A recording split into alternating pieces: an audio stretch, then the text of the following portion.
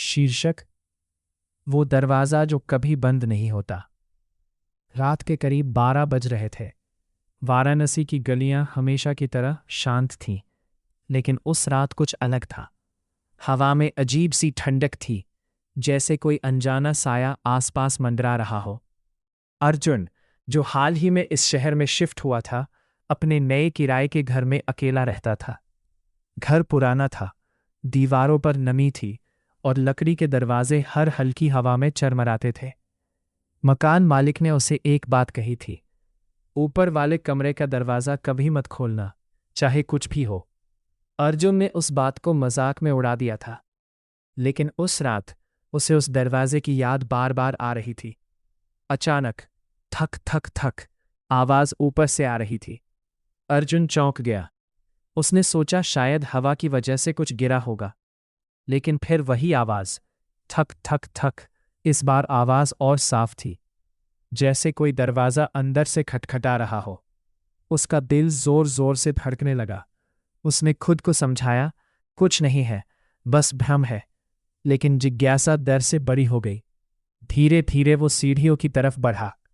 हर कदम के साथ लकड़ी की सीढ़ियां चर चर की आवाज़ कर रही थी। ऊपर पहुंचते ही उसे एक ठंडी हवा का झोंका महसूस हुआ, जबकि सारे खिड़की दरवाजे बंद थे। उसके सामने वही दरवाज़ा था, पुराना, जर्जर और आधा टूटा हुआ। अर्जुन ने धीरे से दरवाजे को छुआ।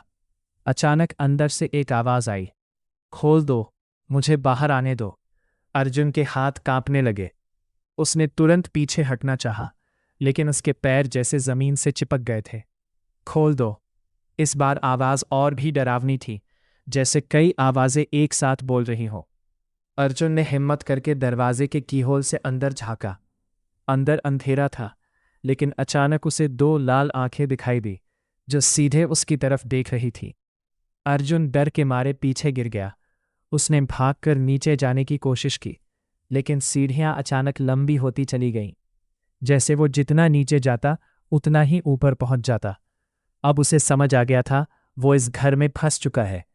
तभी ऊपर वाला दरवाज़ा अपने आप चरररररर की आवाज़ के साथ खुल गया। अंदर से एक काली परछाई बाहर आई, धीरे धीरे सीढ़ियों की तरफ बढ़ती हुई। अर्जुन की सांसें रुकने लगी। वो परछाई अब इंसान का रूप लेने लगी, लेकिन उसका चेहरा पूरी तरह काला था और आंखें लाल। तुमने दरवाज़ा देखा, अब तुम नहीं जा सकते, उस परछाई ने भारी आवाज़ में कहा। अर्जुन ने चिल्लाने की कोशिश की, लेकिन आवाज़ गले में ही अटक गई। तभी अचानक उसे अपने फ़ोन की घंटी सुनाई दी। फ़ोन नीचे कमरे में बज रहा था। किसी तरह हिम्मत जुटाकर वो नीचे भागा और फ़ोन उठाया। दूसरी तरफ मकान मालिक था। मैंने कहा था ना, वो दरवाज़ा मत खोलना। उसकी आवाज़ कांप रही थी। अर्जुन चिल्लाया, ये क्या है? यह क्या हो रहा है? मकान मालिक बोला, वो कमरा 20 साल से बंद था। वहाँ एक आदमी ने अपने पूरे परिवार को मार दिया था और फिर खुद भी। उसकी आत्मा वहीं फंसी है। अर्जुन के हाथ से फ़ोन गिर गया। पीछे से किसी के चलने की आवाज़ आई, थक थक थक। वो धीरे धीरे मुड़ा। वो परछाई अब बिल्कुल उसके पीछे खड़ी थी। अब तुम भी यही रहोगे, उसने मुस्कुराते हुए कहा। अगले दिन सुबह पड़ोसियों ने देखा कि अर्जुन का घर खुला हुआ है, लेकिन अंदर कोई नहीं था। सिर्फ एक चीज़ बदली थी, ऊपर वाले कमरे का दरवाज़ा अब पूरी तरह खुला था और अंदर दीवार पर खून से लिखा था, अब हम 3 हैं।